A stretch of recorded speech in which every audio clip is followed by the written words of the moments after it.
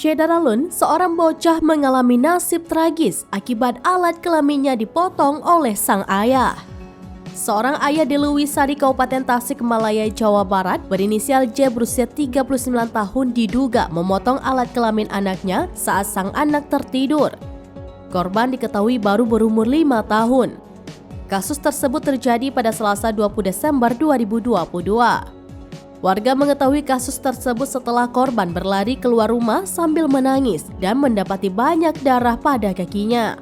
Mengalami pendarahan, anak malang itu segera dilarikan ke Rumah Sakit Umum Daerah Singaparna Medical Center atau RSUD SMC oleh kerabatnya.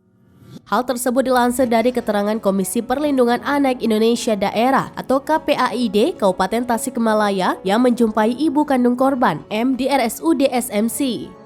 Saat kejadian, M diketahui tengah berada di pasar, sedangkan sang anak dititipkan kepada ayahnya. M mengetahui kejadian tersebut setelah saudaranya menyusul. Saudara M mengatakan kepada M bahwa anaknya mengalami pendarahan di sekitar kaki.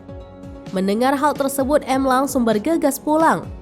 Atorinanto selaku Ketua KPAID Kabupaten Tasikmalaya kepada tribunperiangan.com melalui sambungan telepon pada Rabu 21 Desember 2022 mengungkapkan J memiliki riwayat gangguan jiwa, sementara untuk motif pelaku atau masih mendalaminya. Tidak hanya itu, KPAID juga akan mendampingi korban beserta ibunya baik secara fisik maupun psikis. Secara terpisah, Kepala Satuan Reserse Kriminal atau Kasareskrim Polres Tasikmalaya, AKP Ari Rinaldo membenarkan terjadinya peristiwa ayah potong kelamin anaknya ini. Ari mengatakan pelaku sudah diamankan untuk dimintai keterangan dan kasus ini sedang ditangani oleh pihaknya.